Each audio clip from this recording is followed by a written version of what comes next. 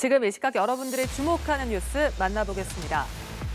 경찰이 오늘 홍준표 대구시장에 대한 공직선거법 위반 고발 사건과 관련해 시청을 압수수색했습니다. 대구시는 이번 압수수색이 지난 주말 대구 퀴어 축제 도로 점용 여부를 두고 경찰과 충돌한 것에 대한 보복 수사라고 강하게 반발했는데요. 하지만 경찰 측은 퀴어 축제와 상관없는 영장 집행일 뿐이라며 일축했습니다. 정지윤 기자입니다. 경찰이 대구시청에 대한 압수수색에 나섰습니다. 이번 압수수색은 대구참여연대가 선거법 위반 혐의로 홍준표 대구시장과 미디어 담당 공무원을 검찰에 고발한 데 따른 겁니다. 앞서 대구참여연대는 지난 2월 대구시가 유튜브 채널을 통해 홍준표 시장의 업적을 홍보하는 등 선거법을 위반했다며 홍 시장과 미디어 담당 공무원을 검찰에 고발했습니다. 또 지난 4월엔 대구시 고위 공무원인 A씨가 개인 SNS에 홍 시장 업적 홍보 등의 행위를 했다며 같은 혐의로 고발해 경찰 수사가 진행 중입니다.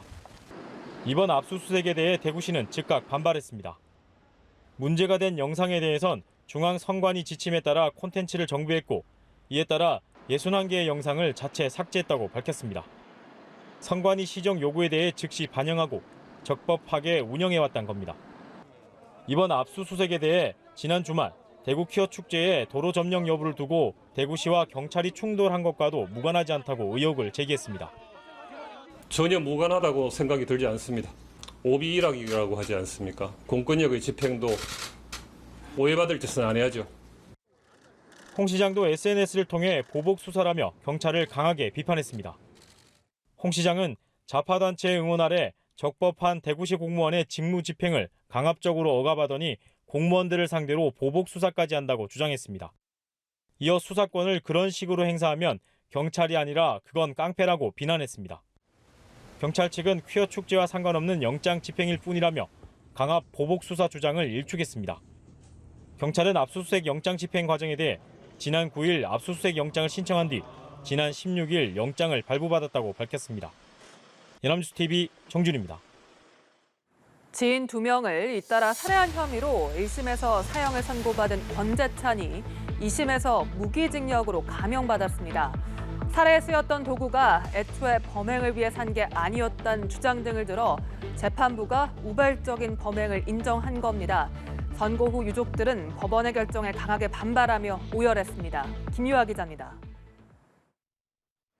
2021년 12월 평소 알고 지내던 50대 중년 여성에게 수면제를 먹인 뒤 살해하고 사체 유기에 가담한 동료 남성까지 둔기로 때려 숨지게 한 권재찬.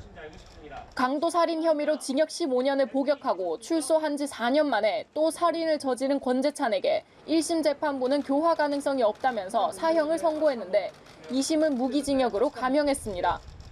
가장 큰 영향을 미친 것은 우발성이었습니다. 검찰은 면장갑 등을 미리 준비한 정황을 보면 계획된 것이 맞는다고 했지만 살해에 쓰였던 도구는 애초 범행을 위해 산 게 아니었다는 등의 권재찬 측 주장을 재판부가 받아들였습니다. 혹시 원한이나 갈등이 있으셨습니까?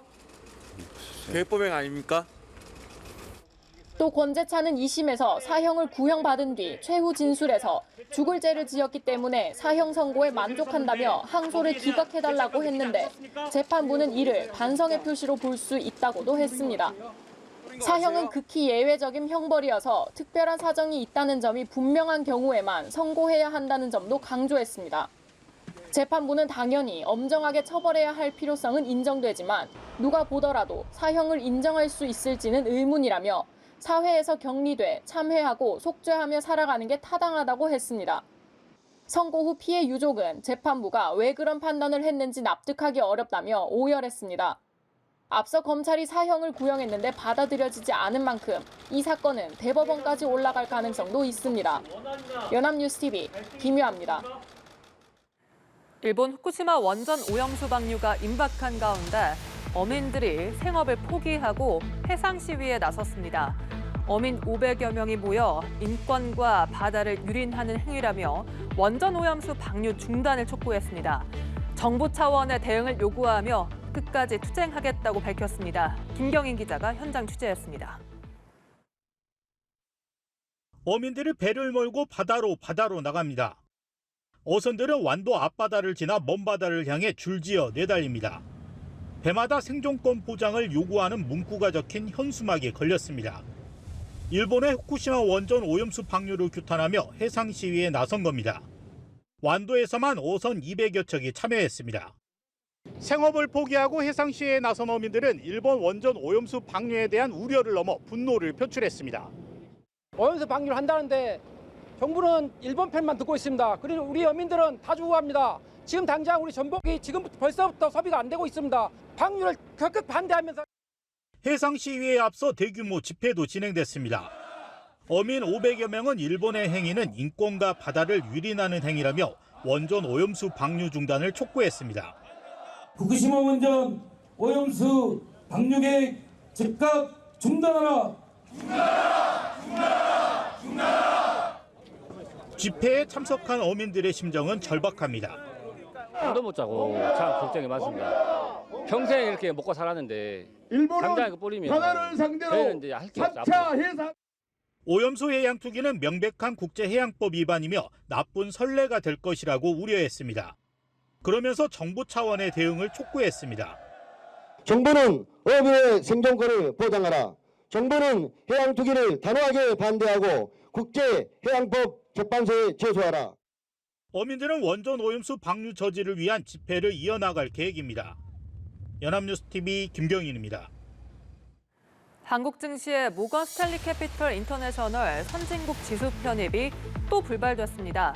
MSCI 선진국 지수 편입이 우리 금융당국의 수건 사업으로 꼽히는 만큼 정부는 올해 들어 적극적으로 관련 규제 개선을 추진해 왔는데요. MSCI가 한국 정부의 제도 개선 노력을 긍정적으로 언급해 내년에 후보국 등재가 가능할지 주목됩니다. 김동욱 기자입니다. 모건 스탠리 캐피털 인터내셔널 MSCI는 홈페이지를 통해 2023년 연례 시장 분류 결과를 발표했습니다. 우리나라는 선진국 지수 후보국 등재를 기대했지만 한국 지수 관련 변경 사항은 없었습니다. 정부가 내년 외환시장 개방, 외국인 등록제 폐지, 영문 공시 실시, 배당 제도 개선 등 제도 개선책들을 마련해 왔는데 결국 선진국 지수 편입이 또 불발된 겁니다. 다만 MSCI는 해외 투자자의 한국 주식시장 접근성 개선을 위해 제안된 조치들을 환영하며 향후 제도 이행의 효과를 모니터링할 예정이라고 밝혔습니다. 이에 따라 내년 후보국 등재 기대감은 커진 상황. 만약 내년 6월 후보군에 들어가면 이르면 2025년 6월에 지수 편입이 정식 발표되고 2026년 6월쯤 실제 편입이 이루어집니다. MSCI 선진국 지수 편입은 정부 수건 사업으로 꼽히는 만큼 정부는 올 들어 적극적으로 관련 규제 개선을 추진해 왔습니다. 새 정부는 우리 자본시장의 디스카운트 요인 해소를 위한 과제들을 적극적으로 추진하고 있습니다. 올해에는 우리 자본시장 제도의 국제적 정합성을 높이고 선진국 지수 편입 시 금융시장이 한 단계 도약하겠지만 이에 따른 유입 자금보다 신흥국 지수 이탈로 인한 자금 유출이 더 클 수 있다는 우려도 있습니다. 결국 코리아 디스카운트 해소를 위해선 선진국 지수 편입 자체에 급급하기보다 우리 증시의 기초 체력을 키우는 등 체질 개선 노력이 병행돼야 한다는 지적입니다. 연합뉴스TV 김동욱입니다. 침몰한 타이타닉호를 보러 심해로 내려갔다 실종된 미국 잠수정의 잔해가 발견됐습니다. 이 해안경비대는 타이타닉호 침몰 지점 인근에서 이 잠수정 선미 덮개 부분 파편이 확인됐다며 폭발 사고가 일어난 것으로 보인다고 설명했습니다. 더불어 탑승객 5명 모두 사망한 것으로 추정된다고 밝혔는데요. 탑승자 시신과 잠수정을 회수하기 위한 수색 작업은 계속 진행 중입니다. 뉴욕에서 강건택 특파원입니다. 대서양에 가라앉아 있는 타이타닉호 관광을 위해 심해로 내려갔다 실종된 잠수정 타이탄의 잔해가 발견됐습니다. 연락이 두절된 지 나흘 만입니다.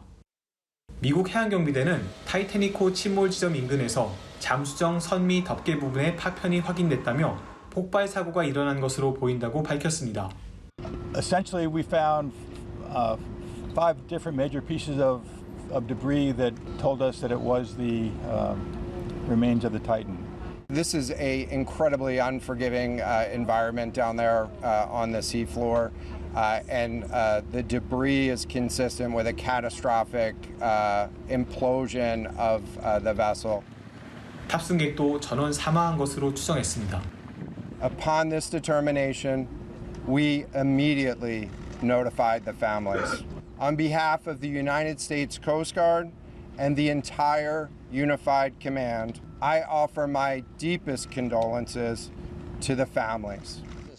잠수정에는 잠수정 운영업체 오션게이트의 최고 경영자 스톡턴 러시와 영국 억만장자 해미쉬 하딩, 파키스탄 재벌 샤자다 다우드 등 5명이 타고 있었습니다.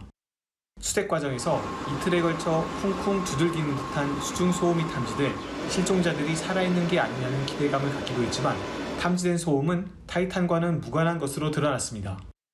타이탄은 탄소 섬유와 티타늄으로 만들어진 길이 6.7m의 잠수정으로 조종사 1명과 승객 4명을 태우고 해저 4,000m까지 내려갈 수 있도록 설계됐습니다. 1인당 탑승료가 3억 원이 넘는 초고가 관광 상품임에도 모선과 연결하는 케이블 등 안전장치를 제대로 갖추지 않아 각종 논란이 이어져 왔습니다. 계약서에는 탑승 시 장애, 부상, 사망 가능성까지 명시돼 있던 것으로 알려졌습니다. 미 해양경비대는 탑승자 시신과 잠수정 회수를 위한 수색 작업을 계속 진행할 방침입니다. 뉴욕에서 연합뉴스 강건택입니다.